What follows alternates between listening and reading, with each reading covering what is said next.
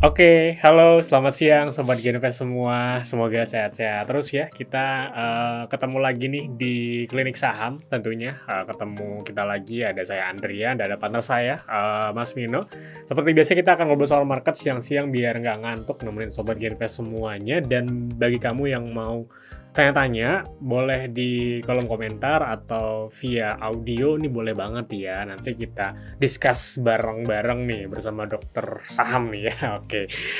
Kita langsung ke partner saya dulu nih ya. Kita sapa dulu. Halo Mas Mino, apa kabarnya? Baik-baik, Bre.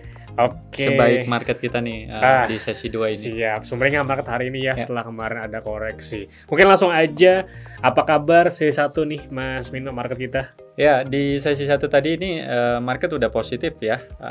Ditutup menguat tadi sekitar 0,40% ya, atau sekitar 29 poin ya, di mana ditutup di level 7276 ya. Nah, dari sisi transaksi sendiri ini memang relatif agak sepi ya, hanya 3,97 triliun. Dan dari sisi sektoral ini cukup bervariasi ya, tapi saya lihat ada beberapa 3 sektor yang menjadi penopang penguatan IHSG di sesi pertama. Yang pertama adalah sektor tekno atau sektor teknologi, di mana ini menguat 1,84% ya. Kemudian sektor properti ini juga naik 0,9% dan transportasi naik 0,71%. Sedangkan beberapa sektor yang menjadi pemberat ya, ini ada sektor energi, ini kelihatannya profit taking karena belakangan ini naiknya juga cukup signifikan ya. Jadi di sesi 1 terkoreksi 0,27%, kemudian sektor non-primer itu turun 0,33%, dan terdalam ini ada sektor infra ya yang turunnya 0,9% gitu, Andre. Jadi itu secara umum statistik di sesi 1. Overall sih cukup positif ya. Ini rebound pertama kalinya di minggu ini ya. Sekarang hari Rabu ya, karena 2 hari terakhir ini koreksi ya. Jadi baru hari ini IHSG-nya rebound, dan yang menjadi penopang adalah sektor yang memang kemarin juga terkoreksi, yaitu teknologi. Oke. Ya, tekno ya emang menguat hari ini, dan mungkin teman-teman notice satu saham GoTo ya Mas Bino ya. Hari ini ada kembali rebound signifikan setelah koreksinya cukup dalam, bahkan mungkin diprediksi sampai 50 kemarin ya, tapi akhirnya di level 64-63 ada rebound ya, harga naik kembali menuju ke level 70. Oke, kembali mengingatkan nih buat Sobat Genves yang udah hadir, boleh banget mau tanya-tanya, discuss, langsung aja kirim pertanyaan di kolom komentar ya, nanti kita ngobrol langsung nih. Apakah sudah ada pertanyaan? Atau mau ngasih info juga boleh? Iya, boleh banget. Sharing-sharing gitu ya? Santai aja, chill gitu ya, discuss bareng. Oke, udah ada pertanyaan nih Mas Mino ya. Kita langsung aja nih ngobrol sama Sobat Genves dari Zahra1234_. Hai Mas Mino, Mas Andri, hai juga. Mau nanya dong, saham banking kelihatannya lagi agak lesu nih ya. Udah boleh cicil masuk belum nih? Kalau pas lama lagi agak lesu nih. Memang nih ya, nih Mas Mino ya, kalau kita lihat dalam 3 hari ke belakang nih banking ini emang agak lemes sih. Tapi menurut saya ini hal yang wajar ya, karena kita tahu per minggu-minggu sebelumnya banking ini rally sudah cukup lumayan, inflow asing pun sudah cukup deras ya, dan akhirnya ada koreksi. Justru kalau menurut saya sih koreksi ini memang bisa jadi peluang ya untuk bisa cicil. Mungkin kita bahas big break sih Mas Mino ya, terus teknikalnya mungkin ya. Memulai Mas Mino? Ya. Mungkin sebelum ke teknikal ya, kita dari sisi ini kan pertanyaannya tadi menarik nggak kalau untuk teman-teman yang mau beli nih untuk di saham perbankan big cap. Nah, mungkin kita lihat dari sisi valuasinya dulu ya. Jadi dari sisi valuasi ini tentunya beberapa saham perbankan big cap ini masih cukup menarik ya, karena kalau dari tim riset CGS International Sekuritas Indonesia ini masih merekomendasikan ya 4 perbankan big cap, misalnya kayak BRI itu rekomendasi ya, BRI dengan target 6.600, kemudian Mandiri targetnya di 7.780, kemudian BCA 10.900, kemudian juga satu lagi BNI tadi belum ya, BNI itu ada di 6.750 gitu. Jadi secara valuasi ini emiten-emiten perbankan big cap mumpung lagi koreksi ini tentunya cukup menarik ya untuk teman-teman yang mau kembali mengkoleksinya. Nah, dari sisi teknikal kalau saya lihat mungkin dari sisi pergerakan harganya ya, untuk BRI ya, BRI gimana nih untuk BRI-nya, apakah sesuai dengan valuasinya juga yang sudah menunjukkan harga yang menarik ya.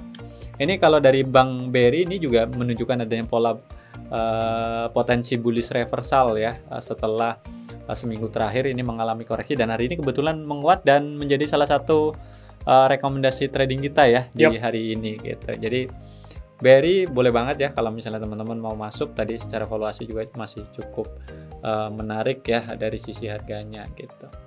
Oke, kemudian ada juga Bank Mandiri ya. Kalau untuk Bank Mandiri gimana nih dari sisi teknikal? Valuasinya tadi masih rekomendasi add juga ya. Nah, ini dari sisi teknikal juga menarik nih teman-teman, karena itu tadi pergerakan harganya di area supportnya.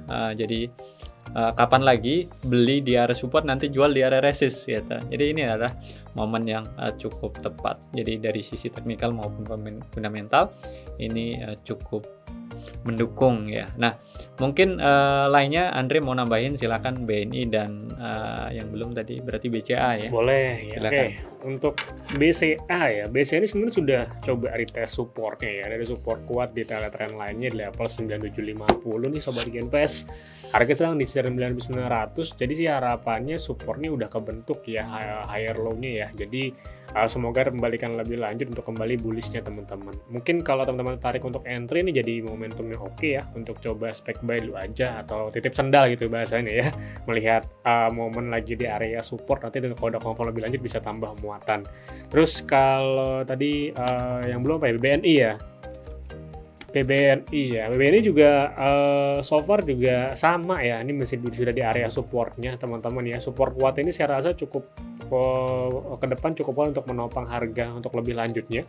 Ini ada di harga 5875 supportnya ya teman-teman ya, dan mungkin akan lebih confirm memang kalau dia bisa break level 6000-nya ya. Tapi saya rasa kalau ini masih belum lanjut atau mungkin belum di breakout ya di 5875, ini masih ada peluang CBN untuk dilanjut. Jadi so far 4 banking ini masih di area support teman-teman. Jadi area yang sangat menarik kalau teman-teman ingin mulai kembali cicil ya, atau spec buy dulu aja ya. Mengingat bank ini biasanya rally-nya cukup kencang nih Mas Mino ya. Kalau udah inflow udah cukup masuk, ini bank ini akan kembali rally lagi nih.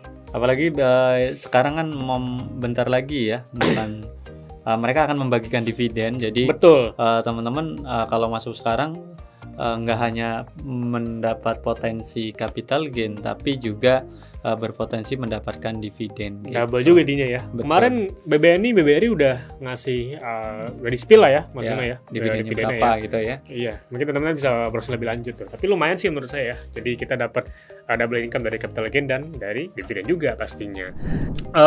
Pertanyaan berikutnya dari Sugar Sneaker. Rekomendasi saham-saham menarik selama bulan puasa dan mendekati lebaran dong.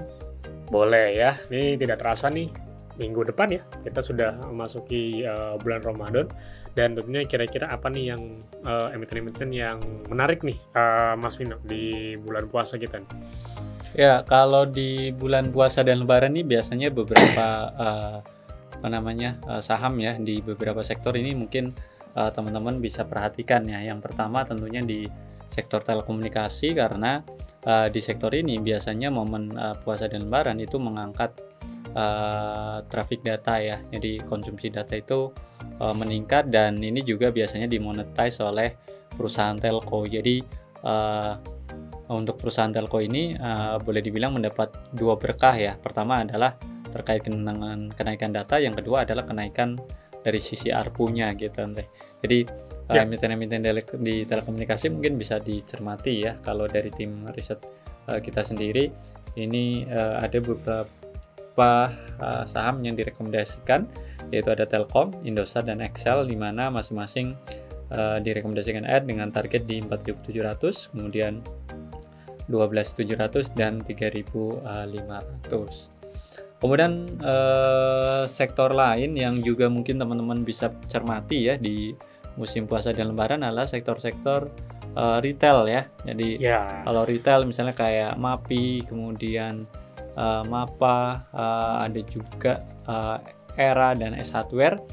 itu sedikit banyak cukup diuntungkan nih dengan adanya momen puasa dan lebaran. Orang banyak belanja nih Mas banyak belanja tentunya, karena di Indonesia itu ada beberapa kebiasaan atau habit yang harusnya menguntungkan buat mereka ya. Misalnya soal baju lebaran ya. Jadi baju lebaran baru lah, itu kayak sesuatu yang wajib, dan ini tentunya bisa berdampak positif terhadap emiten seperti MAPI. Ditambah mengingat kalau bulan puasa juga buat teman-teman yang bekerja THR turun nih Mas ya, jadi daya belinya bertambah juga. Bertambah ya, yang tadinya istilahnya bertambahnya itu satu kali lah ya, gaji sekali, THR satu kali. Jadi baik dari sisi daya beli juga mengalami peningkatan. Makanya hal-hal yang sudah menjadi kebiasaan ini bisa menjadi sentimen cukup positif untuk emiten-emiten di sektor retail ya.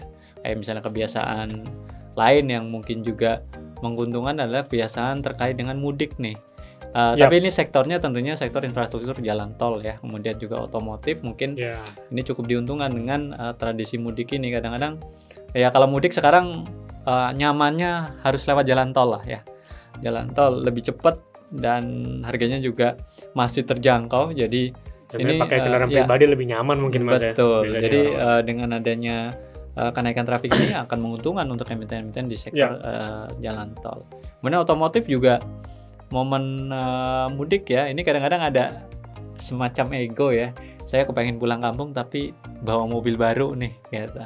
Nah ini secara historikal memang sedikit banyak bisa membuat atau mendorong adanya kenaikan penjualan menjelang Idul Fitri sih, menjelang mudik gitu di sektor otomotif.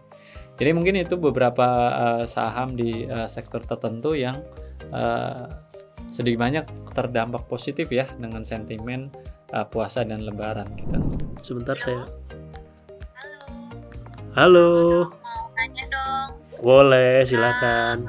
Ini saham ISET dan XL kan kayaknya udah melesat ya. Tapi kenapa kalau saham Telkom nih masih turun aja ya? Kira-kira udah bisa buy on weakness belum ya dok? Oke, siap. Terima kasih. Tadi katanya nih Dr. Mino nih, ISET XL kan udah melesat nih ya, udah kenceng ya. Tapi Telkom kayaknya masih agak santuy gitu ya, agak slow. Ini oke nggak nih sebenarnya Telkom nih? Ya, ini mungkin tidak terlepas dari laporan keuangan ya. Kalau kita lihat Excel maupun Indosat itu mereka udah rilis kinerjanya, tapi untuk Telkom sendiri ini belum ya, belum rilis. Jadi mungkin ini investor sebenarnya lebih cenderung mengambil sikap hati-hati ya, hati-hati kalau mungkin kinerjanya di luar ekspektasi. Tapi reminder ya, kalau kita lihat di kuartal 3 ini justru kinerja Telkom itu di atas ekspektasi ya, bahkan sedikit memberikan kejutan ya terhadap konsensus gitu. Nah, dengan kondisi pelemahan yang sudah berlangsung cukup lama di Telkom ini yang 2 minggu lebih, ini apakah udah saatnya untuk buy on weakness? Tapi ini bisa jadi pertimbangan ya, karena secara teknikal ini juga menarik nih, menarik ya, karena sudah di area supportnya. Dia sebenarnya ada gap ya di 3850, tapi udah hampir kena ya. Jadi area-area itu mungkin bisa dimanfaatkan untuk buy on weakness untuk Telkom. Nah, siapa tahu nih nanti kinerjanya di kuartal 4 ini sebagus seperti kinerja di kuartal 3, karena di kuartal 4 sendiri sebenarnya ada beberapa momen juga ya yang berpotensi mendorong kinerja dari Telkom, misalnya kayak masa liburan tahun baru dan Natal, itu kan traffic data juga dilaporkan mengalami peningkatan gitu. Oke, jadi kelihatannya sih memang investor juga wait and see nih untuk menunggu laporan Q4 ya, atau ya laporan full year-nya ya untuk Telkom sendiri. Dan siapa tahu jadi peluang, nanti ada kejutan laporannya bagus, harga sudah di bawah, dapat harga murah, teman-teman bisa ambil kesempatan. Karena ya tadi teknikalnya menarik, ini harga di area support ya, ini support strongnya ya, ini sudah terbentuk, area ini sudah lama ya, jadi teman-teman bisa ambil momentum untuk jadi area untuk spike buy. Oke, jadi pertanyaan tersebut sekaligus menjadi pertanyaan terakhir yang menutup sesi klinik saham di hari ini, teman-teman. So, thank you so much yang udah gabung, yang udah tanya-tanya, yang udah nelpon juga, thank you banget ya. Dan tentunya saya mengingatkan, apapun yang kami sampaikan, lagi-lagi itu disclaimer on ya. Disclaimer on. Ya, keputusan ada di tangan teman-teman kembali pastinya. Terima kasih, semoga tetap cuan terus. Happy trading, silahkan dilanjutkan. Nanti kita ketemu lagi di episode-episode klinik saham. Tentunya yang pastinya akan terus seru ya, dengan pertanyaan pembahasan yang lebih menarik juga pastinya. Thank you, sampai jumpa Sobat Genvest semua. Bye-bye.